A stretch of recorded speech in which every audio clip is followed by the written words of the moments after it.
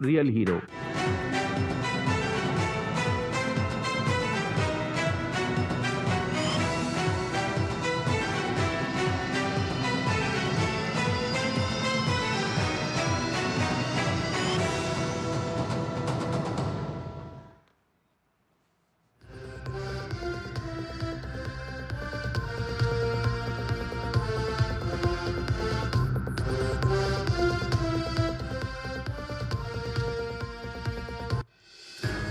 नमस्कार, news night में आप सभी का स्वागत है। मैं हूं ऋतु वर्मा। अगले 1 घंटे में हम बात करेंगे देश दुनिया की बड़ी खबरों की। जम्मू कश्मीर में 25 वादों के साथ अमित शाह ने जारी किया बीजेपी का संकल्प पत्र। अग्निवीरों को 20% कोटा, आईटी हब और मेट्रो के साथ ही जम्मू कश्मीर के लिए बीजेपी के 25 संकल्प आज अमित शाह ने जारी किए अपने संकल्प पत्र के साथ ही साथ विपक्ष को भी एक तरह से एक बड़ा संकेत और संदेश दिया आज घोषणा पत्र जारी करते हुए, जब अमित शाह ने कहा कि धारा 370 को अब जम्मू कश्मीर में कोई वापस नहीं ला सकता। ये सीधा हमला था नेशनल कॉन्फ्रेंस और कांग्रेस पर, और जिस तरह से पीडीपी, नेशनल कॉन्फ्रेंस और कांग्रेस जम्मू कश्मीर की आवाम, वहां की जनता को ये वादा करती रही है कि अगर वो सत्ता में आते हैं तो 370 की बहाली होगी, इसका भी एक तरह से खुलकर आज विरोध अमित शाह ने किया।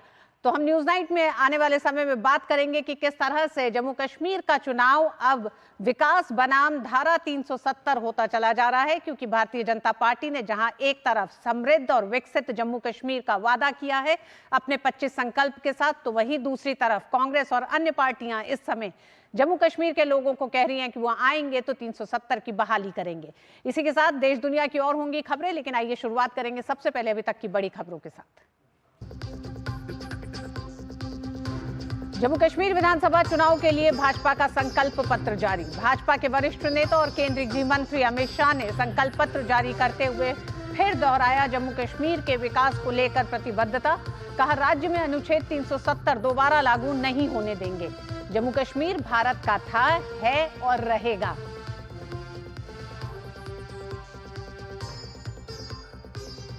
हरियाणा विधानसभा चुनाव के लिए नामांकन प्रक्रिया शुरू। कांग्रेस और आम आदमी पार्टी के गठबंधन को लेकर गतिरोध जारी। सीट शेयरिंग को लेकर नहीं बन पा रही आम राय। दुष्यंत चौटाला ने की त्रिशंकु विधानसभा की भविष्यवाणी।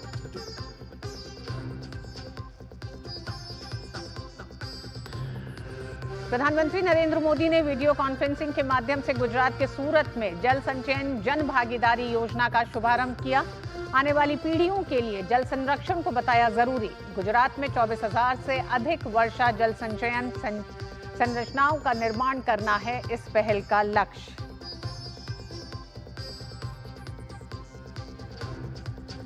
प्रधानमंत्री मोदी ने राष्ट्रीय शिक्षक पुरस्कार जीतने वाले शिक्षकों से अपने आवास पर की बातचीत।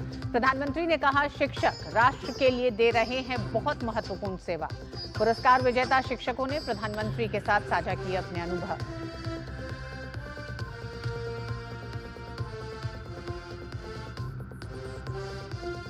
कोलकाता रेप मर्डर मामले में तेज हुए भाजपा के हमले। मांगा ममता बनर्जी और कोलकाता पुलिस कमिश्नर से इस्तीफा। पार्टी प्रवक्ता संबित पात्रा ने कहा, ममता बनर्जी के मुख्यमंत्री रहते न्याय की उम्मीद नहीं। वहीं आरजीकर मेडिकल कॉलेज के पूर्व प्रिंसिपल संदीप घोष की याचिका पर सुप्रीम कोर्ट का सुनवाई से इनकार।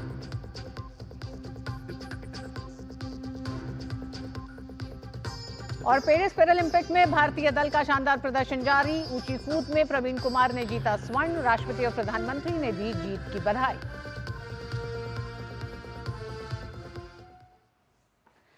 जम्मू कश्मीर में होने वाले विधानसभा चुनाव को लेकर भारतीय जनता पार्टी ने अपना संकल्प पत्र जारी किया है। केंद्रीय गृह मंत्री अमित शाह ने पार्टी का संकल्प पत्र जारी करते हुए कहा कि आर्टिकल 370 इतिहास बन चुका है, ये कभी लौटकर नहीं आ सकता। विकसित, समृद्ध और सुरक्षित जम्मू कश्मीर के संकल्प के साथ बीजेपी ने किए 25 वादे। अमित शाह ने धारा 370 की बहाली के वादे पर कांग्रेस और एनसी के गठबंधन पर भी बोला हमला। बीजेपी ने जम्मू कश्मीर के लिए पार्टी का संकल्प पत्र जारी कर दिया है। केंद्रीय गृह मंत्री अमित शाह ने जम्मू में पार्टी के संकल्प पत्र को जारी किया। इस मौके पर केंद्रीय गृह मंत्री अमित शाह ने कहा कि अभी तक जितनी पार्टियों ने यहां शासन किया, सभी ने तुष्टीकरण की राजनीति की। अमित शाह ने कहा कि पिछले 10 वर्ष बीजेपी के विकास और सुशासन को समर्पित रहे। गृह मंत्री ने कहा कि जब भी जम्मू कश्मीर का इतिहास लिखा जाएगा, 2014 के बाद के ये 10 साल राज्य के लिए स्वर्णिम काल के रूप में चिन्हित किए जाएंगे। 2014 से लेकर 2024 का एक कालखंड, जब भी जम्मू कश्मीर और भारत का इतिहास लिखा जाएगा, जम्मू कश्मीर के लिए स्वर्णिम अक्षरों से अंकित किया जाएगा, ऐसा मेरा बहुत स्पष्ट मानना है। ये 10 साल जम्मू कश्मीर के लिए शांति और विकास के 10 साल रहे हैं, सुशासन के 10 साल रहे हैं। ये 10 साल में टेररिज्म की जगह मैक्सिमम टूरिज्म पर शिफ्ट हुआ है। केंद्रीय गृह मंत्री अमित शाह ने कहा कि अनुच्छेद 370 दोबारा लगने नहीं देंगे।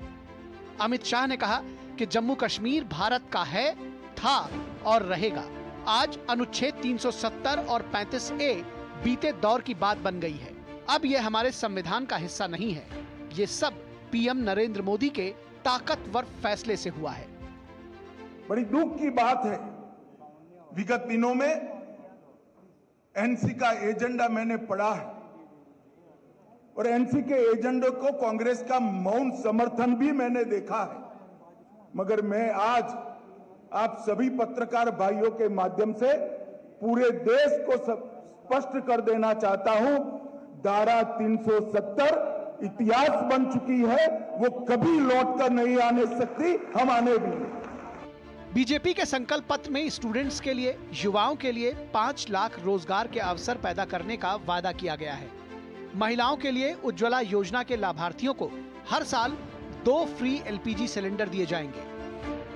हम मां सम्मान योजना के तहत सबसे वरिष्ठ माता को, घर में एक वरिष्ठ महिला को, बहन को प्रतिवर्ष 18,000 रुपये की सहायता उनके जीवन यापन के लिए देंगे। महिला स्वयं सहायता समूहों के लिए अब तक के बैंक ऋण को हम सहायता देकर माफ करने की योजना करेंगे। उज्ज्वला के सारे लाभार्थियों को 2 एलपीजी सिलेंडर हम मुफ्त देंगे। जम्मू और कश्मीर में पंडित प्रेमनाथ डोगरा रोजगार योजना के तहत 5 लाख रोजगार के अवसर पैदा करेंगे। प्रगति शिक्षा योजना के तहत प्रतिवर्ष डीबीटी के माध्यम से कॉलेज के विद्यार्थियों को 3,000 रुपया ट्रैवलिंग अलाउंस देंगे। गौरतलब है कि जम्मू कश्मीर में 3 चरणों में मतदान होना है और मतगणना 8 अक्टूबर को की जाएगी। Bureau report, DD news. और तकरीबन 10 साल के बाद जम्मू कश्मीर में विधानसभा चुनाव होने जा रहे हैं। ऐसे में देखना दिलचस्प है कि सभी राजनीतिक पार्टियां अपने संकल्प पत्र, घोषणा पत्र में किस तरह के वादे कर रही हैं। आइए एक बार बताते हैं कि भारतीय जनता पार्टी ने जब अपना संकल्प पत्र जारी किया है तो उसमें किन बातों को रखा है। अनुच्छेद 370 अतीत है, ये कभी लौट कर नहीं आ सकता। एक बात ये हो सकती है कि इसी से शुरुआत आज गृह मंत्री अमित शाह ने संकल्प पत्र को जारी करते हुए बहुत साफ कहा कि अब इसके वापस लौटने के कोई रास्ते नहीं है। अनुच्छेद 370 और 35A के कारण ही जम्मू कश्मीर में दलित, महिला और आदिवासियों के साथ भेदभाव होता रहा है, उन्हें आज तक न्याय नहीं मिला है, ये अमित शाह ने कहा है। साथ ही साथ बीजेपी का संकल्प पत्र बहुत साफ कहता है कि आने वाले समय में किस तरह से समृद्ध और विकसित जम्मू कश्मीर होगा। उसमें अटल आवास योजना के तहत भूमिहीनों को 5 मरला भूमि आवंटित की जाएगी। इसका भी एक तरह से संकल्प लिया है भारतीय जनता पार्टी ने। श्रीनगर में बनेगा एम्यूजमेंट पार्क और इस तरह के कई ऐसे एक तरह से संकल्प लिए हैं जो लगातार विकास के रास्ते की तरफ आगे ले जा रही है। जम्मू कश्मीर को, राजौरी को टूरिस्ट स्पॉट बनाएंगे। साथ ही साथ राजौरी के साथ साथ कई और जिले भी इसमें चिन्हित किए गए हैं जिनको टूरिज्म की एक तरह से नजर से और ज्यादा विकसित किया जाएगा। जम्मू में तवी रिवर फ्रंट का विकास करेंगे। डल झील को वर्ल्ड टूरिस्ट झील बनाया जाएगा। मतलब ये तमाम ऐसे वो एक तरह से संकल्प लिए गए हैं क्योंकि हम जानते हैं जम्मू कश्मीर का राज्य टूरिज्म आधारित राज्य है। एक बड़ी आजीविका लोगों की इसी पर निर्भर करती है। तो किस तरह से उस दिशा में जम्मू कश्मीर को अब विकास किया जाएगा, उसका जम्मू कश्मीर में आईटी हब की स्थापना की जाएगी। युवाओं के लिए कई बड़े अवसरों की एक तरह से इसमें संकल्प लिए गए हैं, घोषणा की गई है। उधमपुर में फार्मास्यूटिकल पार्क और किश्तवाड़ में आयुष हर्बल पार्क की स्थापना की जाएगी। तो जब आप तुलना देश के तमाम अन्य राज्यों से करेंगे तो इस केंद्र शासित राज्य को भी आप पाएंगे कि किस तरह से विकास के एक तरह से तमाम मानदंडों पर यह खरा उतरता दिखाई देता है। रोजगार के 5 लाख अवसर बनाए जाएंगे, ये संकल्प लिया है भारतीय जनता पार्टी ने। अगर सत्ता में आती है तो आने वाले 5 सालों के लिए आतंकवाद पर और कड़ा प्रहार होगा। 2 बातें बहुत साफ, 370 वापस नहीं होगा और आतंकवाद पर भारतीय जनता पार्टी अगर सत्ता में आती है तो अपना रुख बरकरार रखते हुए उसको और ज्यादा कड़ा करेगी। मां सम्मान योजना लाई जाएगी। इस सम्मान योजना के साथ भी माताओं का सम्मान होगा। वहीं कॉलेज के छात्रों के लिए प्रतिवर्ष 3,000 रुपए का भत्ता दिया जाएगा उनकी आवाजाही के लिए। तो युवाओं को एक तरह से केंद्र में रखते हुए कई ऐसे संकल्प लिए गए हैं। साथ ही साथ जम्मू कश्मीर का अतीत, खासकर कश्मीरी पंडितों का जो नरसंहार हुआ है, उसको भी ध्यान में रखते हुए किस तरह से पुनर्वास पर आगे बढ़े भारतीय जनता पार्टी, इसका संकल्प भी इस पूरे संकल्प पत्र में दिखाई देता है। जब भारतीय जनता पार्टी कहती है कि टीकालाल टपलू विस्थापित समाज पुनर्वास योजना शुरू की जाएगी, हम सब जानते हैं कि टीकालाल टपलू के साथ कितनी निर्ममता से उनकी हत्या हुई थी। ऋषि कश्यप तीर्थ पुनरुद्धार अभियान के अंतर्गत कई हिंदू मंदिरों को और धार्मिक स्थलों का पुनर्निर्माण किया जाएगा। तो ये तमाम वो वादे हैं जो जम्मू कश्मीर की जनता एक लंबे समय से इनकी उम्मीद कर रही है, रास्ता देख रही है। 100 खंडहर मंदिरों का जीर्णोद्धार भारतीय जनता पार्टी ने संकल्प लिया, अगर वो सरकार में आती है तो वो करेगी। 10,000 किलोमीटर नई ग्रामीण सड़कों का निर्माण किया जाएगा, कनेक्टिविटी को और बेहतर किया जाएगा। हालांकि 2014 से लेकर 2024 तक कई ऐसे कार्यक्रम केंद्र सरकार ने भी जम्मू कश्मीर में किए हैं जो लगातार कनेक्टिविटी और विकास को लेकर आगे बढ़ रहा है। जम्मू और कश्मीर में मेट्रो सेवाएं जल्द शुरू की जाएंगी, इस पर भी काम किया जा रहा है। तो विकसित, समृद्ध और सुरक्षित जम्मू कश्मीर का एक बड़े संकल्प के साथ केंद्रीय गृह मंत्री अमित शाह ने आज भारतीय जनता पार्टी का संकल्प पत्र जारी किया। और बीजेपी के संकल्प पत्र के जारी होने के सीधे बाद अब तुलना शुरू हो गई है कि जिस तरह से नेशनल कॉन्फ्रेंस ने अपने घोषणा पत्र में जिन बातों को रखा और मुखरता से जब वो ये कहते हैं कि धारा 370 बहाल किया जाएगा, तो इसे लेकर अब चर्चा तेज है कि 2 राजनीतिक पार्टियां जो सत्ता पक्ष और विपक्ष में इस समय दिखाई देती हैं, ऐसे में जब धारा 370 को लेकर ये बयान दिए जाते हैं तो इनके क्या मायने हैं, किस तरह से जनता देख रही है, इसी पर आज हम करेंगे चर्चा। हमारा विशेष है जम्मू कश्मीर, धारा 370 अतीत, विकास है भविष्य। हमारे साथ 3 मेहमान जुड़ रहे हैं। विजय शर्मा जी, भारतीय जनता पार्टी के प्रवक्ता, और अनंत विजय जी, वरिष्ठ पत्रकार। आप दोनों का बहुत बहुत स्वागत है। सबसे पहले आनंद जी, आप ही के पास आते हैं क्योंकि अभी हमारे साथ कांग्रेस के प्रवक्ता जुड़े नहीं हैं। आप किस तरह से देखते हैं नेशनल कॉन्फ्रेंस के घोषणा पत्र को, और आज भारतीय जनता पार्टी ने अपने 25 बड़े वादे के साथ अपने संकल्प पत्र को भी जारी किया है। नेशनल कॉन्फ्रेंस और कांग्रेस का गठबंधन है। अमित शाह ने आज इसको जारी करते हुए एक बड़ा प्रहार इस गठबंधन पे भी किया। रितु जी, देखिए, जब आप नेशनल कॉन्फ्रेंस का घोषणा पत्र करती हैं तो मुझे लगता है उसको INDIA गठबंधन का घोषणा पत्र कहना चाहिए, क्योंकि कांग्रेस उनके साथ है। और कांग्रेस नीत गठबंधन में अनुच्छेद 370 को पुनः लागू करने का जो उनका संकल्प है वो बहुत ही आपत्तिजनक, और मुझे लगता है कि पूरा हिंदुस्तान जम्मू कश्मीर समेत इसको बर्दाश्त नहीं करेगा। क्योंकि एक बार 370 हटने के बाद जम्मू कश्मीर की जनता ने वो स्वतंत्रता देखी है। आपको यह जानकर हैरानी होगी कि जितने भी अखबार वहां से निकला करते थे उसके संपादक का जम्मू कश्मीर का नागरिक होना अनिवार्य था। मतलब कोई भी भारत का व्यक्ति अगर जम्मू कश्मीर जाकर वहां संपादक होना चाहे तो नहीं हो सकता था। और जहां तक 370 की बात है, उसके बाद जिस प्रकार से जम्मू कश्मीर की जिंदगी में अंतर आया। मैं अभी कुछ दिनों पहले राष्ट्रीय पुस्तक न्यास के एक कार्यक्रम में श्रीनगर गया था और हमें गांदरबल जाने का भी मौका मिला। हम खीर भवानी मंदिर भी गए और हमने मारतंड मंदिर के बारे में भी सुना। तो जो अभी आप भारतीय जनता पार्टी के घोषणा पत्र में 100 खंडहर मंदिरों के जीर्णोद्धार की बात कर रही थी, वो मतलब उसको जानकर बहुत ही सुकून मिला। क्योंकि जो खीर भवानी मंदिर है वो तो चलिए अपने उनका जो उस मंदिर की जो आस्था है या उस मंदिर की जो शक्ति है उसके आधार पर वो मंदिर अभी अक्षुण्ण बना हुआ है। लेकिन आप मार्तंड मंदिर को देखिए तो 2 ही सूर्य मंदिर लोग भारत में करते हैं, हालांकि 3 है। एक गया के पास बिहार में देव में भी सूर्य का मंदिर है, और एक उड़ीसा में है, और एक जम्मू कश्मीर में है। तो मार्तंड मंदिर की हालत इतनी खराब है कि अगर उसका जीर्णोद्धार होता तो पूरे भारतवर्ष के लोगों के लिए एक खुशी का माहौल होगा। लेकिन अब आते हैं जो विकास की बातें इस घोषणा पत्र में की गई हैं, जी। क्योंकि देखिए मुझे तो नहीं लगता कि कोई माई का लाल अब अनुच्छेद 370 और 35A वापस कश्मीर में लगाने की हिमाकत करेगा, क्योंकि इस देश में एक सुप्रीम कोर्ट भी है और सुप्रीम कोर्ट ने उसको जायज ठहराया है। अनंत जी, शेख हमीर हमारे साथ जुड़ गए हैं, कांग्रेस के नेता हैं, ये सवाल उन्हीं से कर लिया जाए।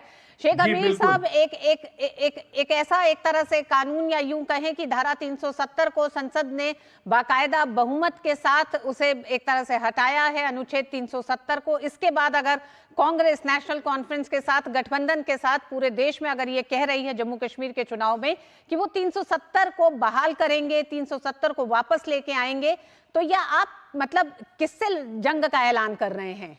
देश के खिलाफ, संसद के खिलाफ?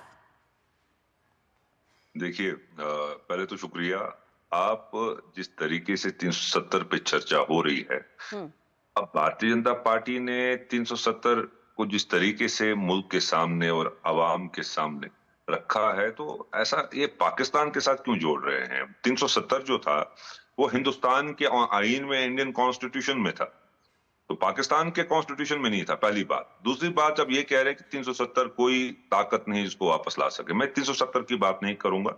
हमको इस हिंदुस्तान में हमारा आईन, हमारा कॉन्स्टिट्यूशन हक देता है कि हम अपने जो हमारे जमीनी हकूक हैं उनका जो तहफुज था, जो हमारे रोजगार के नौकरियों का जो तहफुज था, जो हमारे जम्मू कश्मीर की आवाम के लिए था, यहाँ की ज्योग्राफी की, यहाँ की जो हिस्ट्री, यहाँ की टोपोग्राफी, हर चीज को मद्देनजर रख के जो हमारे लिए बेहतर था वो हमें हमारे पास था और आज भी हमारे लिए वो जरूरी है। तो उस चीज को हमें ना आईन रोकता है, ना हमें सुप्रीम कोर्ट रोकता है, और ना जो भारतीय जनता पार्टी इस तरीके से आवाम को गुमराह कर रही है। लेकिन शेख हमीर जी, आईन ही ये भी जगह देता है कि अगर कोई ऐसी धारा है जो कहीं ना कहीं एक तरह से किसी भी नागरिक के हकों का एक तरह से हनन करती है, तो आईन इतनी आपको एक तरह से सीमा देता है कि आप उसको बदल सके, और संसद ने यही किया है।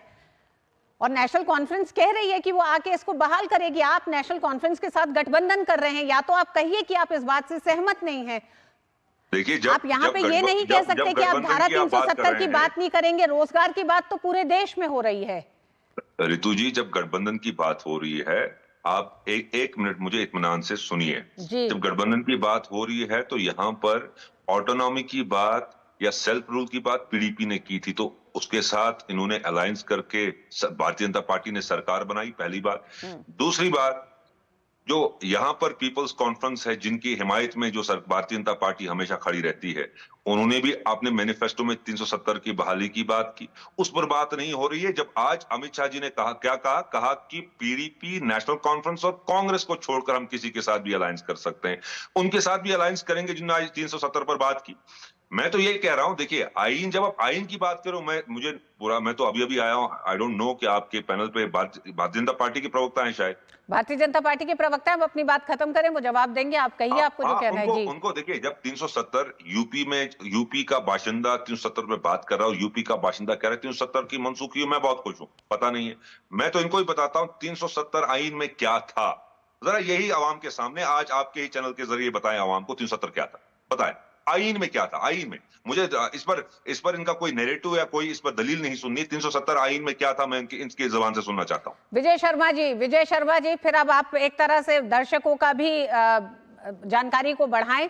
जब वो कह रहे हैं कि धारा 370 में क्या था, विजय शर्मा तो अपना जवाब देंगे शेख हमीर साहब, लेकिन धारा 370 बहुत सारे लोगों के हकों को भी छीनता था, ये भी आपको याद होगा। जी, मैं दे देता हूं, सवाल आपसे नहीं पूछ रहा हूं, सवाल भारतीय जनता पार्टी से। जी, विजय शर्मा बता रहे हैं। जी विजय जी, बोलिए। देखिए, उर्दू का तो मैं बहुत ज्यादा जानकार नहीं हूँ, आइन का मतलब तो मैं पक्के तौर पे नहीं जानता। कॉन्स्टिट्यूशन में कौन से, तो आइन का मैंने, हाँ 370 का 35A का इतना मुझे जरूर है कि मेरे वाल्मीकि भाइयों को 10 कौर से जो आरक्षण नहीं मिल रहा था, वो आरक्षण मिलना स्टार्ट हो गया इसने हटने के बाद फिर से दलील और बता रहे बाबा हैं। साहब का देखिए, ये आपके सामने साबित कर दिया मैंने। बीच में टोका इनको टाकी मत बिल्कुल नहीं कीजिए, पता। मैं आपको जवाब देना चाहता हूँ, आप रुकिए जरा। कॉन्स्टिट्यूशन में what is article 370, what was article 370 आपकी इंडियन टर्न आएगी, कॉन्स्टिट्यूशन। आप बोल लेना। शेख हमीर साहब अब उन्हें जवाब दे लेने दीजिए।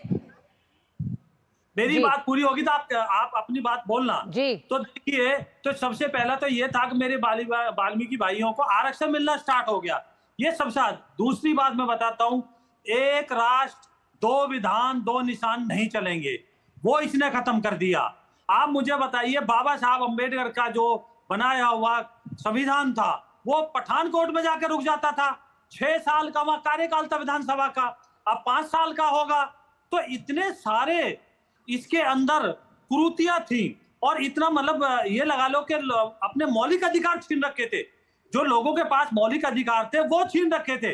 तो आज का विषय ये नहीं है, अलग से एक विषय पे डिबेट कर लेंगे, लेकिन मोटे तौर पे मैं ये बता देता हूं कि ये जो हमारी राष्ट्र की संप्रभुता है उसको कमजोर करने वाला आर्टिकल था। 370 में ही लिखा हुआ है कि ये टेम्परेरी है, तो ये कोई इस तरह से नहीं था कि परमानेंट हमेशा के लिए था, ये टेम्परेरी प्रोविजन था। तो मैंने आपको बता दिया आरक्षण का इसमें विजय शर्मा जी, भारतीय जनता पार्टी के लिए एक समय एक तरह से पीडीपी के साथ सत्ता में जाना जम्मू कश्मीर में, क्या वो मजबूरी थी या वो एक विकल्प के तौर पर चुना गया था? क्योंकि अगर आज हम बात करें, उस बात को शेख हमीर ने भी कहा कि भारतीय पीडीपी, नेशनल कॉन्फ्रेंस और कांग्रेस एक ही बात कह रही है, 370 की बहाली।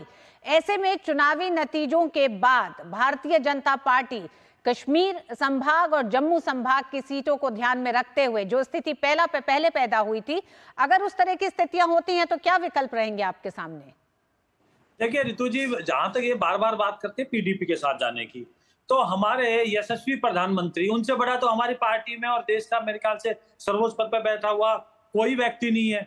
उन्होंने सरेआम सबके सामने, मीडिया के सामने, टीवी चैनल के सामने बोला था, उनसे क्वेश्चन किया गया था ये, तो उन्होंने विराम वहीं लगा दिया कि हमें पीडीपी के साथ नहीं जाना चाहिए था, नहीं समझौता करना चाहिए था। तो ये बात यही खत्म हो जाती है। दूसरी बात मैं बताता हूँ पीडीपी की, तो ये वही लोग हैं जो कहते थे अगर आपने 370 हटा दी तो तिरंगे को कंधा देने वाला कोई नहीं बचेगा। तो अब तिरंगा भी शान से लाल चौक के ऊपर फहरा रहा है, और वहां जन्माष्टमी के अंदर आप देखते हो कैसे झांकियां निकलती है, कैसे हमारा तिरंगा यात्रा निकलती है, वहां किस तरह से विकास हो रहा है, पत्थरबाजी पर लगाम लग गई है। तो ये जो था भेदभावपूर्ण तरीके से एक दोयम दर्जे का नागरिक बनाने का काम करता था लोगों के साथ, और अब ये सब चीजें खत्म हो चुकी हैं। प्रदेश जो है प्रगति के पथ पर चल चुका है। 2 करोड़ लोगों ने। जी बिल्कुल बिल्कुल विजय शर्मा जी, आपने अपनी बात रखी। शेख हमीर जी, जहां आप बात कह रहे थे, आप हमें बताएं कि क्यों नहीं विधानसभाओं के चुनाव में वाल्मीकि समाज को जम्मू कश्मीर में और आज तक वोट देने का अधिकार क्यों नहीं था? वो लोकसभा में वोट दे सकते हैं और राज्यसभा, विधानसभा में नहीं दे सकते हैं। क्यों वेस्ट पाकिस्तान से आए शरणार्थियों को यह अधिकार नहीं थे? देखिए, दर्शक देख रहे हैं, आज मैंने आप ही के चैनल पे साबित किया कि 370 की बार बार जो उसका एक नैरेटिव चलाने की कोशिश करते हैं, और भारतीय जनता पार्टी के ही प्रवक्ता नहीं जानते हैं कि 370 क्या है। आप कहेंगे वाल्मीकि, एक मुझे वक्त दीजिए। देखिए, जब अभी भारतीय जनता पार्टी के प्रवक्ता बात कर रहे थे, उनको मौका दिया गया। कहिए आप।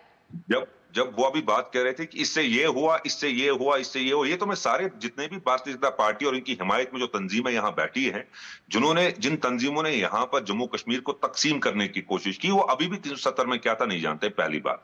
दूसरी बात मैं कहना चाहता हूं, जब ये कहते हैं कि झंडा लाल चौक में लहरा रहा है, देखिए हमारे झंडे में कोई, जब झंडा जो है 1990 में भी लहरा रहा था, 1995 में भी लहरा रहा था, यहाँ पे हमारे मुल्क के जो दुश्मन थे उनने कितनी भी साजिशें की, इस झंडे का तहफ्फुज अगर किसी ने किया है तो यहाँ पर कांग्रेस ने किया है। और कोई वो कौन कह रहा है कि यहाँ झंडे को कांधा देने वाला नहीं होगा, उन्होंने इनके साथ सरकार बनाई थी, तब इनको याद नहीं आया, तब इनको याद नहीं आया कि उनका मंशूर क्या है, तब इनको याद नहीं आया कि उनका मकसद क्या है, तब इनको याद नहीं आया कि वो जम्मू कश्मीर की आवाम के साथ। दोनों घटनाओं का क्रोनोलॉजी ध्यान रखिए कृपया, दोनों घटनाओं की क्रोनोलॉजी ध्यान रखिए। कंधा देने वाला नहीं होगा, ये 370 के हटाए जाने पर ये बयान है। गठबंधन उससे पहले है। कृपया शेख हमीर साहब कुछ दिन पहले और दूसरा किसी भी तरह का भ्रम न पैदा करें, अपनी बात रखें, अपनी बात रखें, अपनी बात रखने के लिए गलत दलीलों को ना पेश करें। देखिए, आप एक बयान के इर्द गिर्द घूमने की जरूरत नहीं है। वो बयान बहुत बड़ा बयान है। वो बयान अगर किसी राजनीतिक पार्टी का, किसी सूबे का ये होता है कि अगर 370 हटेगा को तो झंडे को कोई कंधा देने वाला नहीं होगा, तो ये बहुत बड़ा बयान है शेख हमीर साहब, ये आपके लिए नहीं लग रहा होगा। ये जिसकी तरफ से बयान होगा उसका प्रवक्ता इसका जवाब देगा। मैं कांग्रेस का तर्जुमान हूं, मैं उसका जवाब आपको दूंगा। हम आपसे ये पूछे, क्या कांग्रेस अपना घोषणा पत्र लेके आ रही है? क्या कांग्रेस अपने घोषणा पत्र में 370 की बहाली का वादा करने जा रही है जम्मू कश्मीर के साथ? और नेशनल कॉन्फ्रेंस अगर ये वादा कर रही है तो इसी पे कांग्रेस चुनाव लड़ रही है। मैंने आप ही के चैनल पे पिछली बार भी कहा था कि आप 370 की बात करते हो। मैं कहता हूं 470 दीजिए, जो आपको अच्छा लगे 570 में दे दीजिए, लेकिन मुझे अपने जमीन के हुकूक, अपने रोजगार के हुकूक चाहिए, जो जिसका तहफ्फुज मुझे हिंदुस्तान का कॉन्स्टिट्यूशन, हिंदुस्तान का आईन दे रहा था। मैं 370 पे आइयो बार बार कहा जाता है यहाँ पर। अनंत विजय जी, क्या ऐसा लगता है कि कांग्रेस और एनसी 370 के बारे में लगातार कह तो रही है, बहाली की बात कर ली है, लेकिन सार्वजनिक तौर पर अब उसकी दलीलें नहीं पेश की जा रही, क्योंकि वो जो 370 के हटने के बाद से जो अधिकार तमाम लोगों को मिल रहे हैं, जो विकास हो रहा है, जो युवाओं के लिए बड़ी संभावनाएं सामने दिखाई दे रही हैं, उसका शायद कोई रोड मैप इनके सामने नहीं है। रितु जी, कांग्रेस के जो प्रवक्ता बैठे हैं वो आइन की दुहाई दे रहे थे। आइन का मतलब मैं बखूबी समझता हूं और आइन को पढ़ा भी है। और जम्मू कश्मीर में धारा अनुच्छेद 370 संविधान की प्रस्तावना के खिलाफ थी। संविधान की प्रस्तावना पूरे देश के नागरिकों को समानता का सिद्धांत देता, समानता का अवसर देता है। जम्मू कश्मीर में लागू अनुच्छेद 370 हमें 300 मतलब पूरे हिंदुस्तान के नागरिकों को समानता के सिद्धांत से वंचित करता है। जम्मू कश्मीर में 370 ये सहूलियत देता था कि रक्षा, संचार और विदेश नीति के को छोड़कर बाकी सब मामलों में कानून बनाने का अधिकार जम्मू कश्मीर को है। क्यों है? मैं यही सिर्फ जानना चाहता हूं, संविधान के अनुच्छेद 356 को आप वहां लागू नहीं कर सकते? कैसी बातें कर रहे हैं कांग्रेस के हमारे मित्र बैठ के कि वो संविधान प्रदत्त अधिकार चाहते हैं। अरे अगर आप पूर्ण राज्य का दर्जा की मांग करो तो मांग में कोई दम भी है, लेकिन आप 370 की वकालत कर रहे हो जो संविधान पूर्ण राज्य की बात सुप्रीम कोर्ट ने, एक मिनट रुकिए, अभी आप बोल रहे थे, मैं चुपचाप खामोशी से बैठा था, सुन लीजिए मेरी बात। सुप्रीम कोर्ट ने 21 मई के अपने जजमेंट में 370 को हटाने को कानून सम्मत, संविधान सम्मत बताया है। तो क्या ये लोग सुप्रीम कोर्ट के खिलाफ जाना की सोच रहे हैं और ये जनता को गुमराह करके बेवकूफ बनाना चाहते हैं? इनके बूते में है ही नहीं 370 को लागू करना। 370 को या संविधान में किसी भी अनुच्छेद को जोड़ना या हटाने का अधिकार भारत की संसद को है, उसी संविधान में दिया गया है।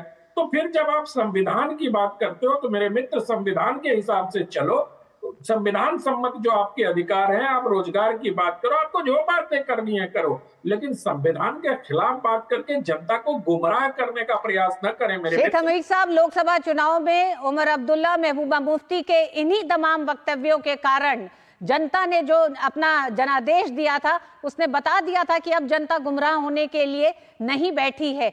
तो सोचना होगा इस चुनाव में जाते हुए भी, जहां जिस तरफ जम्मू कश्मीर को समृद्ध और विकसित बनाने की तरफ तमाम नई बातें की जा रही हैं, इस चुनाव के साथ ये देखा जा रहा है कि नया जम्मू कश्मीर अब सामने आएगा लोगों के। वहां अगर एक बार फिर धारा 370 को बहाल करने की ही जगह आप लोग फंसे हुए और अटके हुए हैं, तो ये चुनाव सच में काफी दिलचस्प होने जा रहा है, क्योंकि ये बताएगा कि विकास बनाम धारा 370 जम्मू कश्मीर की जनता चुनती क्या है।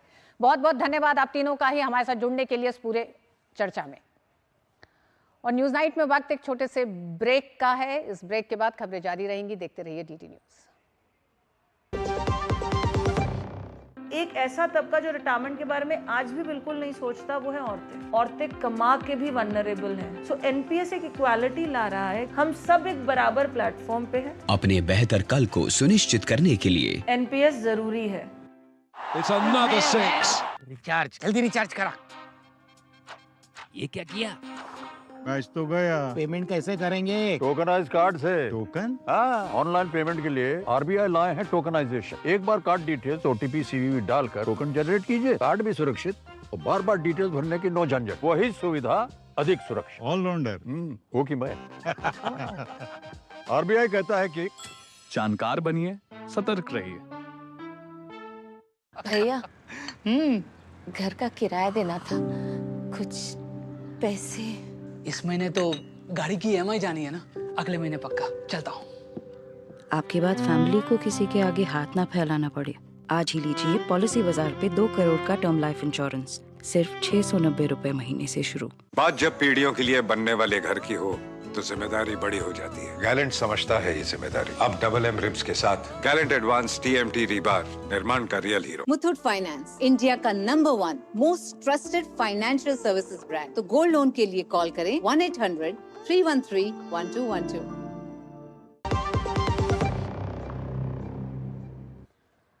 प्रधानमंत्री नरेंद्र मोदी ने वीडियो कॉन्फ्रेंसिंग के माध्यम से गुजरात के सूरत में जल संचयन जन भागीदारी पहल के शुभारंभ के अवसर पर आयोजित कार्यक्रम को संबोधित किया।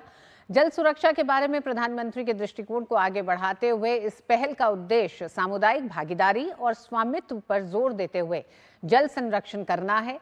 ये समग्र समाज और समग्र सरकार के दृष्टिकोण से संचालित है।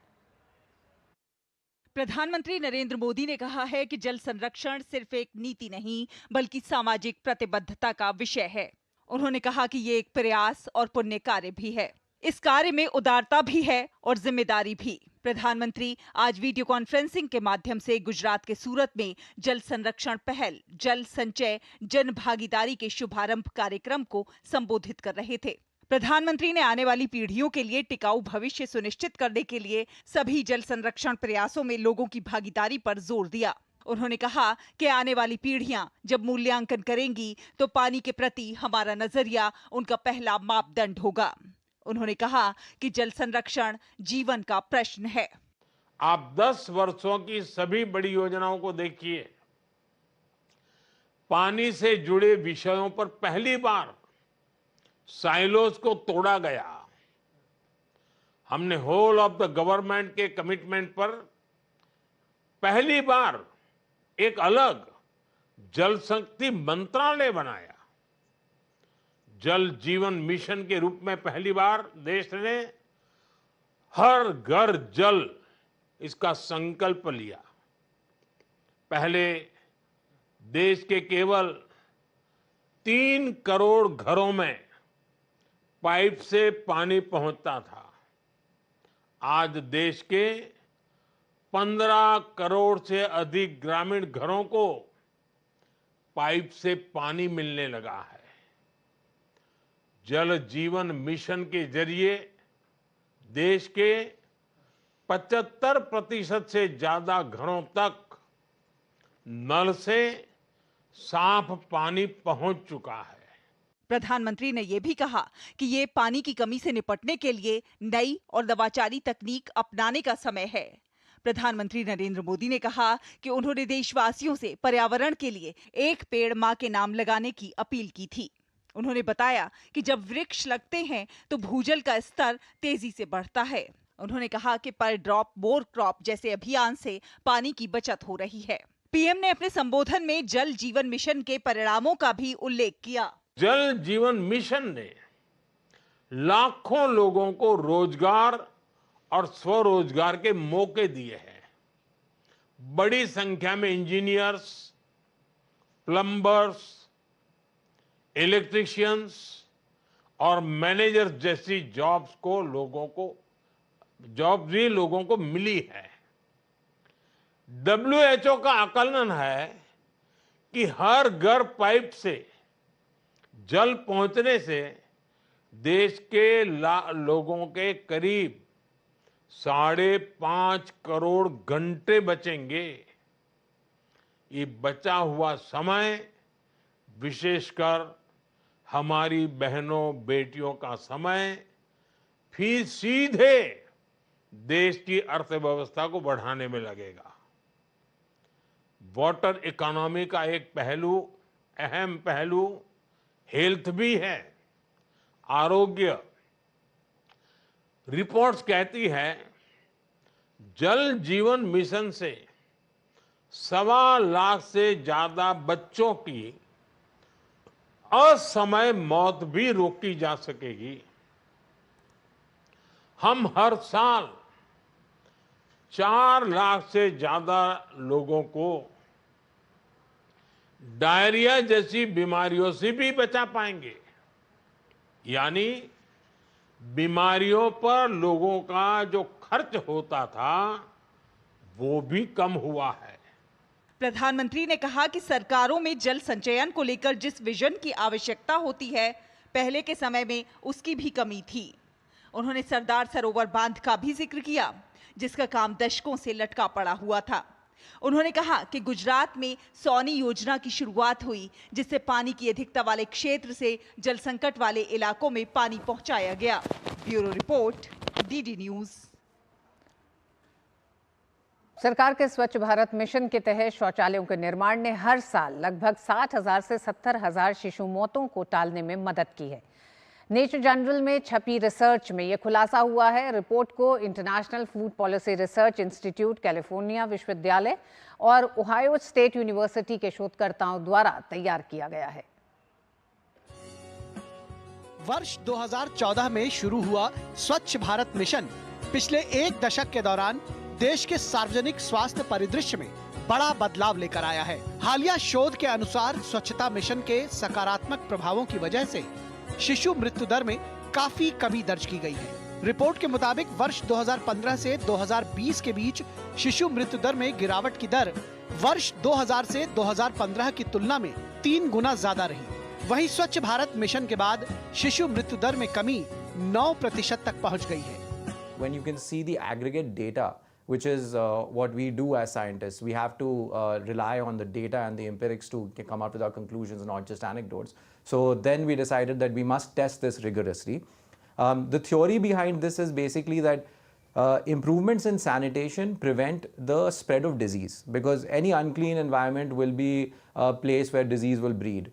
And especially in rural communities where healthcare access might be low, that might be a big factor there for the spread of disease. And so the theory is basically you reduce the exposure of or the levels of fecal matter in the environment and the disease burden should go down.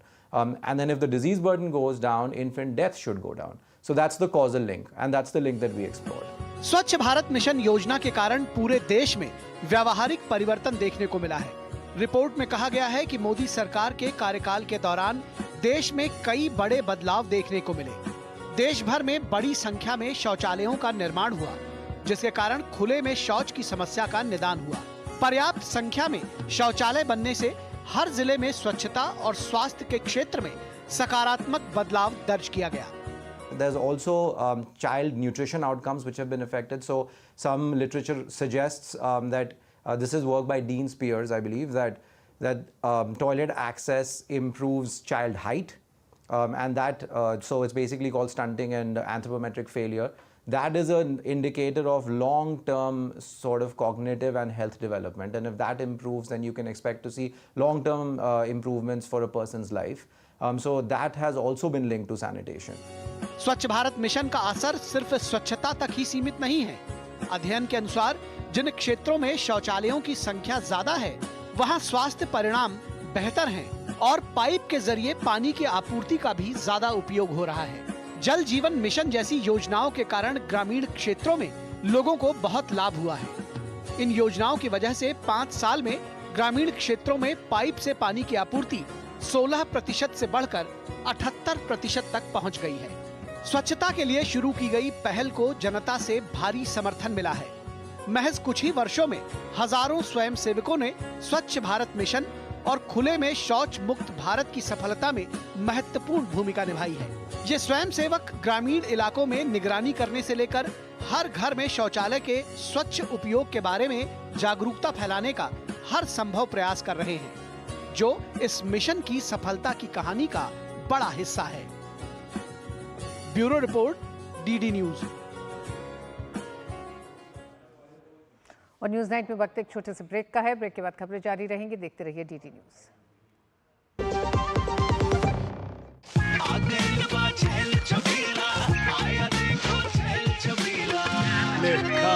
अच्छा भैया, मेरी गाय को भी अपने हाथों से चारा खिला दो। अरे खिलाई देते हैं।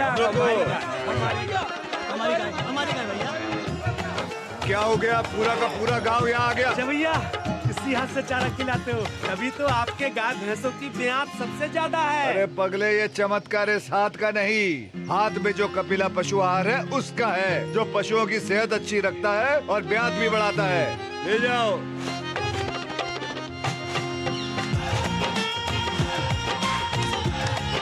कपिला, देश का नंबर 1 पशु आहार।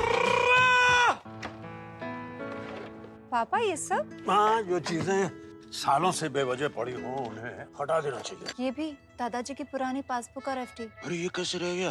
पैसे गए? नहीं, उपाय है। बैंक खाते को संचालित करते रहना चाहिए, वरना खाता इनऑपरेटिव हो जाता है। ऐसे में बैंक से संपर्क करें, खाता सक्रिय करवाएं और आपकी रकम जो है उसे ब्याज समेत क्लेम करें। दादू ये?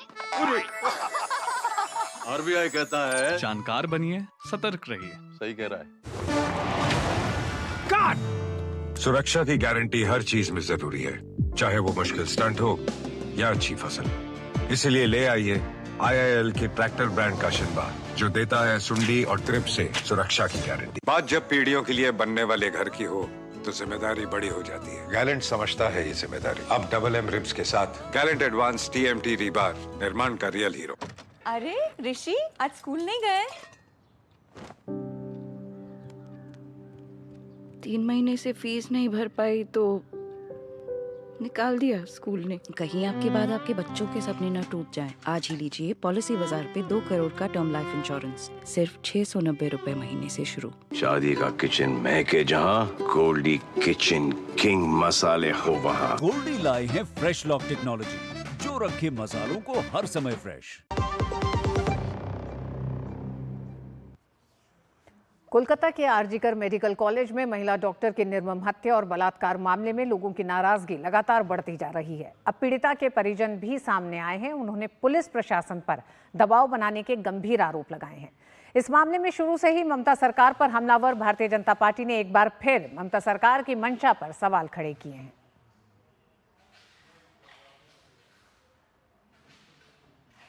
कोलकाता के आरजीकर मेडिकल कॉलेज की शर्मनाक घटना को लेकर आक्रोश थमने का नाम नहीं ले रहा है। पश्चिम बंगाल में पीड़िता को न्याय दिलाने के लिए प्रदर्शन का दौर जारी है। ममता सरकार का रुख शुरू से ही सवालों के घेरे में है। इस जघन्य मामले में पीड़िता के परिवार का कहना है कि पुलिस ने शुरू से ही मामले को दबाने की कोशिश की। पहले पीड़िता का शव नहीं देखने दिया, फिर शव को पोस्टमार्टम के लिए ले जाने में थाने में इंतजार करना पड़ा। जब शव सौंपा गया तो एक वरिष्ठ पुलिस अधिकारी ने मुंह बंद करने के लिए पैसे ऑफर किए। नए आरोपों के बाद मुख्यमंत्री ममता बनर्जी की पुलिस की भूमिका अब और संदिग्ध हो गई है। मैं आपसे अनुरोध करती हूँ कि आप लोग कृपा करके सच को दुनिया के सामने लाइए। वायरल वीडियो को आप सभी ने देखा है, लेकिन मैं आपको स्पष्ट कर दूं कि बयान देते वक्त परिवार वाले दबाव में थे। पुलिस प्रशासन की वहां पर लगातार मौजूदगी थी। पुलिस के दबाव में आकर ही परिवार वालों ने ये सभी बातें कही हैं। मुझे तो समझ में नहीं आ रहा है, जहां 15 रिश्तेदार हो, माता पिता हो, where was the dearth of a guardian? Were there no local guardians that a counselor of TMC had to become a local guardian to sit in the ambulance? Ambulance में उस local guardian quote unquote TMC का counsellor उसने क्या किया? Did he play with the evidences or did he destroy the evidences inside the ambulance? और पिता ने बहुत इमोशन के साथ एक प्रश्न पूछा है, ये इमोशन का विषय है। उन्होंने कहा कि क्रिमेटोरियम में जो फीस लगती है वह फीस भी मुझसे नहीं लिया गया, किसी और ने दे दिया। कोलकाता रेप मर्डर कांड में भाजपा के हमले लगातार तीव्र होते जा रहे हैं। पार्टी प्रवक्ता संबित पात्रा ने ममता सरकार पर कई तरह के आरोप लगाए हैं। संबित पात्रा ने कहा कि ममता सरकार ऐसा क्या कुछ छिपाना चाहती हैं जिसके लिए पीड़िता के पिता को बार बार पैसे दिए जा रहे हैं। पिता पूछते हैं कि जब मेरी बेटी की बॉडी वहां हमारे घर में रखी हुई थी, उस समय DC डिस्ट्रिक्ट कलेक्टर नॉर्थ, उन्होंने मुझे एक कोने में बुलाया और कोने में ले जाकर मुझे कुछ पैसे देने की कोशिश की। मैंने इनकार कर दिया कि मुझे पैसे नहीं चाहिए। ऐसा क्या था कि ममता सरकार ने DC को भेजा पैसे के साथ कि आप जाइए और जब शव घर में रखा हुआ है उस समय उनके माता पिता को खरीदने की कोशिश करिए। इस बीच भाजपा नेता और पश्चिम बंगाल विधानसभा में नेता प्रतिपक्ष शुवेंदु अधिकारी ने राष्ट्रपति द्रौपदी मुर्मू और केंद्रीय गृह मंत्री अमित शाह को एक पत्र लिखकर उनसे कोलकाता के पुलिस आयुक्त विनीत गोयल को प्रतिष्ठित राष्ट्रपति पुलिस पदक और पुलिस पदक को वापस लेने के लिए पत्र लिखा है। उन्होंने बताया कि ये मांग आरजीकर मेडिकल कॉलेज कोलकाता की रेजिडेंट डॉक्टर के बलात्कार और हत्या के मामले की जांच के दौरान उनके निंदनीय और शर्मनाक आचरण के संबंध में लिखा गया है। दूसरी ओर इस मामले में पुलिस प्रशासन और ममता सरकार के खिलाफ लोगों का आक्रोश कम होता नजर नहीं आ रहा है। इस बीच कलकत्ता विश्वविद्यालय के शिक्षाविदों, शोधकर्ताओं, इंजीनियरों और डॉक्टरों ने आरजीकर मेडिकल कॉलेज और अस्पताल के बलात्कार और हत्या मामले पर विरोध प्रदर्शन किया। इस मामले में कांग्रेस के कार्यकर्ताओं ने भी विरोध प्रदर्शन कर ममता सरकार के खिलाफ नारेबाजी की। इस दौरान पुलिस ने प्रदर्शनकारियों को हिरासत में भी लिया। हमारी मांग है कि डीसी नॉर्थ जल्द से जल्द अपनी पद से इस्तीफा दें, क्योंकि उनके पद पर रहते निष्पक्ष जांच नामुमकिन है। पुलिस प्रशासन लगातार पीड़िता के परिवार को अपने बयान बदलने पर मजबूर कर रही है। चौतरफा आलोचनाओं का सामना कर रही ममता सरकार ने पश्चिम बंगाल विधानसभा में पिछले दिनों एंटी रेप बिल पारित किया है, लेकिन राज्यपाल सीवी आनंद बोस ने अपराजिता विधेयक को लेकर ममता सरकार पर नाराजगी जताई है। इसके पीछे की वजह है कि राज्यपाल के पास विधेयक से जुड़ी टेक्निकल रिपोर्ट नहीं भेजी गई है, जो इसे मंजूरी देने के लिए जरूरी है। राज्यपाल ने कहा कि वो बहुत निराश हैं, क्योंकि राज्य में विधेयकों के साथ तकनीकी रिपोर्ट न भेजना और फिर उन्हें मंजूरी न देने के लिए राज्यपाल कार्यालय को दोषी ठहराना एक नियमित प्रक्रिया बन गई है। उधर कोलकाता के आरजीकर मेडिकल कॉलेज के पूर्व प्रिंसिपल संदीप घोष को सुप्रीम कोर्ट से कोई राहत नहीं मिली है। कोर्ट ने संदीप घोष की याचिका पर सुनवाई से इनकार कर दिया। बता दें कि संदीप घोष ने सुप्रीम कोर्ट में याचिका दायर कर कहा था कि कलकत्ता हाई कोर्ट ने उनके खिलाफ करप्शन केस में सीबीआई जांच का आदेश देते वक्त उनके पक्ष को नहीं सुना। संदीप घोष ने करप्शन के आरोपों को हॉस्पिटल परिसर में हुई रेप की घटना के साथ जोड़े जाने से जुड़ी हाई कोर्ट की टिप्पणियों को हटाने की मांग भी की, लेकिन सुप्रीम कोर्ट ने इस पर भी कोई आदेश देने से इनकार कर दिया। चीफ जस्टिस की अध्यक्षता वाली बेंच ने कहा कि हॉस्पिटल परिसर में हुई रेप मर्डर की घटना और करप्शन दोनों मामलों की जांच सीबीआई कर रही है। कोलकाता हाईकोर्ट ने जिस जनहित याचिका पर करप्शन के आरोप की सीबीआई जांच का आदेश दिया था, उसमें संदीप घोष के दखल का कोई औचित्य नहीं बनता। इस बीच प्रवर्तन निदेशालय के अधिकारियों ने आरजीकर मेडिकल कॉलेज अस्पताल के पूर्व प्रिंसिपल संदीप घोष के करीबी प्रसून चटर्जी को हिरासत में लिया। 7 घंटे के ऑपरेशन के बाद ईडी के अधिकारियों ने प्रसून चटर्जी को सुभाष ग्राम केडी पारा इलाके में उनके आवास से हिरासत में लिया। प्रसून चटर्जी को संदीप घोष का करीबी बताया जा रहा है। Bureau report, DD news. और न्यूज नाइट में वक्त एक छोटे से ब्रेक का है। ब्रेक के बाद खबरें जारी रहेंगी। देखते रहिए न्यूज नाइट। छोटे किसानों की शक्ति, कोऑपरेटिव की शक्ति और भारतीय नस्ले पशुओं की शक्ति मिलकर एक अलग ही ताकत बनती है। इस ताकत को बढ़ाने और डेयरी के विकास में जुड़े पशुपालकों, तकनीशियनों व डेयरी सहकारी समितियों को प्रोत्साहित करने के उद्देश्य से पशुपालन एवं डेयरी विभाग दे रहा है राष्ट्रीय गोपाल रत्न पुरस्कार, जिसमें इस बार से पूर्वोत्तर क्षेत्र को भी शामिल किया जा रहा है। आवेदन के लिए awards.gov.in पर जाएं या अपने नजदीकी कॉमन सर्विस सेंटर, पशु चिकित्सालय या पशुपालन और डेयरी विभाग से संपर्क करें। आवेदन 15 सितंबर 2024 तक। भैया, घर का किराया देना था, कुछ पैसे। इस महीने तो गाड़ी की EMI जानी है ना, अगले महीने पक्का। चलता हूँ। आपके बाद फैमिली को किसी के आगे हाथ ना फैलाना पड़े। आज ही लीजिए पॉलिसी बाजार पे 2 करोड़ का टर्म लाइफ इंश्योरेंस, सिर्फ 690 रुपए महीने से शुरू। सुरक्षा की गारंटी हर चीज में जरूरी है, चाहे वो मुश्किल स्टंट हो या अच्छी फसल। इसीलिए ले आइए IIL के ट्रैक्टर ब्रांड का शिनबा, जो देता है सुंडी और ट्रिप से सुरक्षा की गारंटी। शादी का किचन महके जहां, गोल्डी किचन किंग मसाले हो वहां। गोल्डी लाई है फ्रेश लॉक टेक्नोलॉजी, जो रखे मसालों को हर समय फ्रेश। ये डाउट बहुत ही अमेजिंग चीज है, काम आसान कर देती है।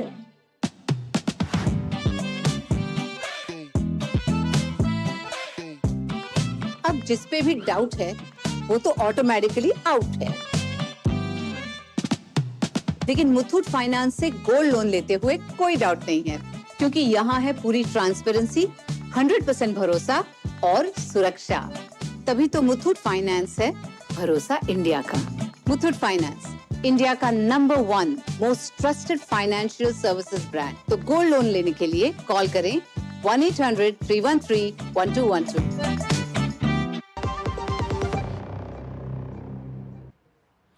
उत्तर प्रदेश के सुल्तानपुर में ज्वेलरी शॉप में डकैती के आरोपी और 1 लाख के इनामी मंगेश यादव के एनकाउंटर पर सियासत शुरू हो गई है। समाजवादी पार्टी के मुखिया अखिलेश यादव ने आरोप लगाया कि मंगेश को उसकी जाति देखकर मारा गया है। दूसरी ओर भारतीय जनता पार्टी ने कहा है कि अपराध और अपराधियों में जाति देखना समाजवादी पार्टी का चरित्र रहा है।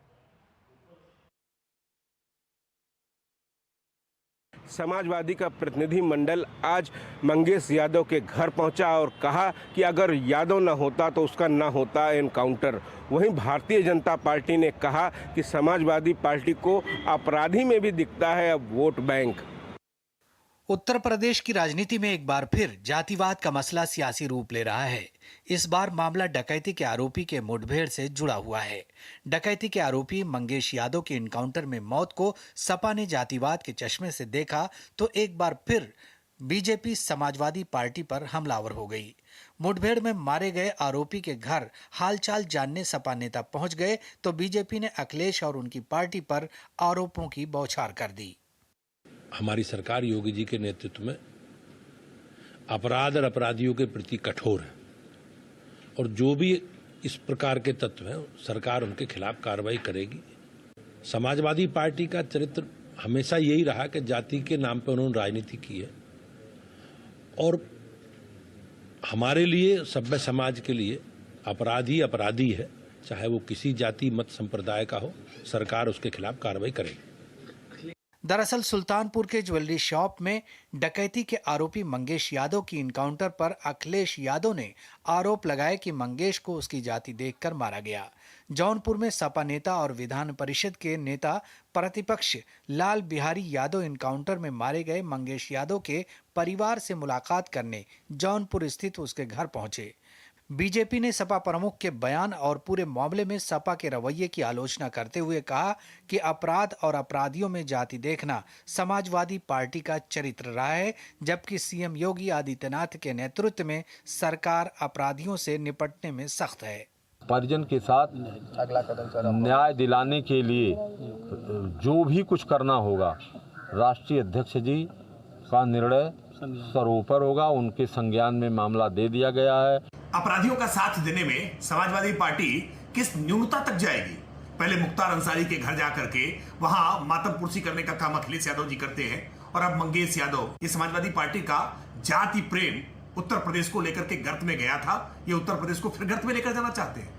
मंगेश यादव पिछले दिनों 28 अगस्त को सुल्तानपुर में एक ज्वेलरी की दुकान पर हुई 1.5 करोड़ की डकैती की वारदात में शामिल था, जिसके बाद से पुलिस उसकी तलाश कर रही थी। बुधवार देर रात पुलिस को मंगेश यादव की लोकेशन मिली। पुलिस का दावा है कि घेराबंदी के दौरान मंगेश यादव ने फायरिंग की, जिसके बाद जवाबी कार्रवाई में मंगेश गोली लगने से घायल हो गया। उसे सुल्तानपुर मेडिकल कॉलेज लाया गया, जहां डॉक्टरों ने उसे मृत घोषित कर दिया। मंगेश यादव की क्राइम कुंडली पर नजर डालें तो जौनपुर के बदमाश मंगेश यादव ने चोरी और छिनैती से आपराधिक दुनिया में कदम रखा। 2021 में मंगेश यादव के खिलाफ पहला मुकदमा दर्ज हुआ था। 2022 में सुल्तानपुर के करौंदी कला थाने में उस पर गैंगस्टर एक्ट का मुकदमा दर्ज हुआ। 2022 तक मंगेश यादव के खिलाफ एक के बाद एक कई मुकदमे दर्ज हुए। जौनपुर, सुल्तानपुर, प्रतापगढ़ समेत कई जिलों में उस पर 8 मुकदमे दर्ज थे। मंगेश यादव पर चोरी, लूट, डकैती जैसे संगीन अपराध के मुकदमे दर्ज थे। 1 लाख का इनामी दुर्दांत अपराधी था मंगेश यादव। 28 अगस्त 2024 को सुल्तानपुर में दिन दिहाड़े सुनार की दुकान पर 5 करोड़ रुपए की डकैती की थी। अपराधी की कुंडली बहुत कुछ कह रही है, लेकिन इस मामले में भी जाति देखकर सियासत करना सूबे की राजनीति में फिर से बड़ी चर्चा का विषय बना हुआ है। Bureau report, DD news. और न्यूज नाइट में वक्त एक ब्रेक का। ब्रेक के बाद बताएंगे खुदरा महंगाई में आई नरमी का कैसे असर पड़ेगा खाने की थाली पर। आप देखते रहिए डीडी न्यूज।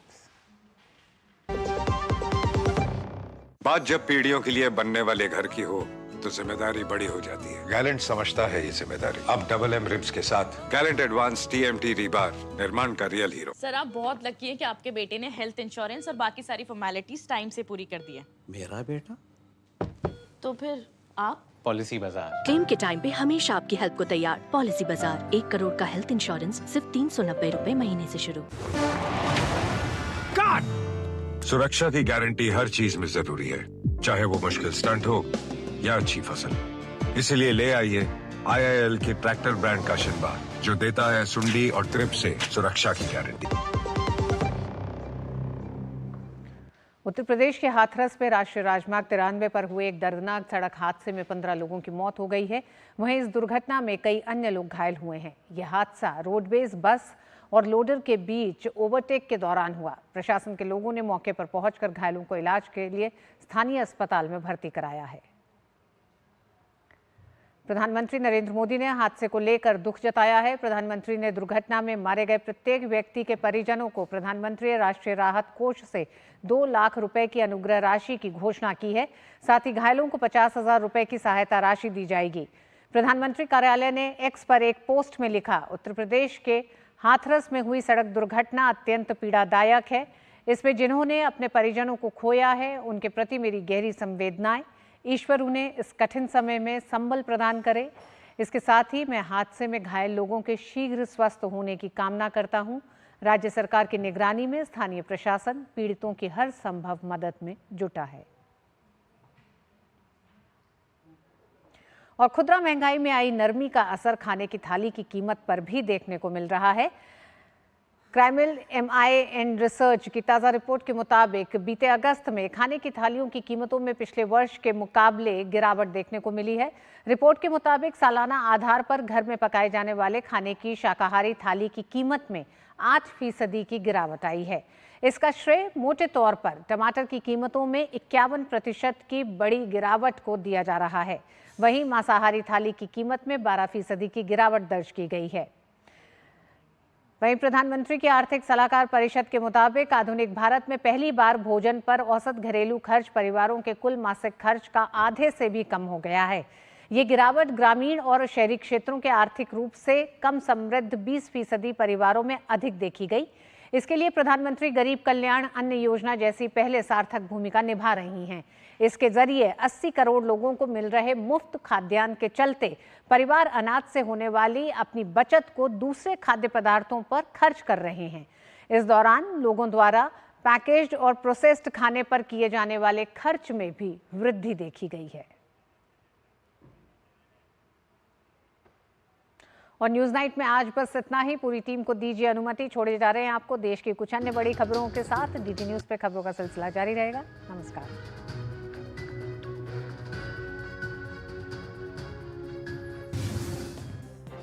सुप्रीम कोर्ट ने उत्तराखंड सरकार के अधिकारियों के खिलाफ मुकदमा चलाने के निर्देश वाली NGT के आदेश पर रोक लगा दी है। NGT ने गंगा में सीवेज के प्रवाह को रोकने की जिम्मेदारी को निभाने में नाकाम रहने पर इन अधिकारियों के खिलाफ मुकदमा चलाने और दंडात्मक कार्रवाई का निर्देश दिया था। इस मामले को लेकर अब सुप्रीम कोर्ट में 9 फरवरी को सुनवाई होगी। राष्ट्रपति द्रौपदी मुर्मू ने राष्ट्रपति भवन में 5 देशों के राजदूतों से मुलाकात की। राष्ट्रपति मुर्मू ने इटली, आइसलैंड, इजराइल, सोलोमन द्वीप और नाउरू गणराज्य के राजदूतों के परिचय पत्र स्वीकार किए। सुप्रीम कोर्ट ने एग्जिट पोल पर पूरी तरह से पाबंदी लगाने की मांग वाली जनहित याचिका खारिज कर दी है। मामले पर सुनवाई करते हुए मुख्य न्यायाधीश ने कहा कि ये चुनाव आयोग का मामला है। मामले पर टिप्पणी करते हुए सुप्रीम कोर्ट ने कहा कि ये याचिका पब्लिक इंटरेस्ट लिटिगेशन नहीं बल्कि पॉलिटिकल इंटरेस्ट लिटिगेशन जैसी लग रही है। देश भर में धूमधाम से हरतालिका तीज मनाया जा रहा है। तीज को लेकर सुबह से ही मंदिरों में महिलाओं की भारी भीड़ देखने को मिल रही है। हर साल भाद्रपद मास की शुक्ल पक्ष की तृतीया तिथि को महिलाएं हरतालिका तीज का व्रत रखती हैं। सुहागिन महिलाओं के लिए तीज के त्योहार का विशेष महत्व है। तीज में महिलाएं दिन भर निर्जला व्रत करके शाम में 16 श्रृंगार करके मां गौरी और भगवान शिव के साथ श्री गणेश और कार्तिकेय की पूजा अर्चना करती हैं। चेन्नई में ऑफिसर्स ट्रेनिंग एकेडमी के अधिकारी कैडेट्स की पासिंग आउट परेड हुई। साथ ही परमेश्वरन ड्रिल स्क्वायर पर एक मनमोहक मल्टी एक्टिविटी डिस्प्ले का शानदार प्रदर्शन भी किया गया। पासिंग आउट परेड के दौरान हॉर्स राइडिंग क्लब के अधिकारी कैडेट्स और घुड़सवारी प्रशिक्षकों ने घुड़सवारी का शानदार प्रदर्शन किया। और भाजपा अध्यक्ष और केंद्रीय स्वास्थ्य और परिवार कल्याण मंत्री जेपी नड्डा आज से बिहार के 2 दिवसीय दौरे पर हैं। पटना पहुंचने पर जेपी नड्डा ने बिहार के मुख्यमंत्री नीतीश कुमार से पटना स्थित उनके आवास पर मुलाकात की। राजधानी पटना में जेपी नड्डा ने IGIMS क्षेत्रीय नेत्र संस्थान का उद्घाटन भी किया।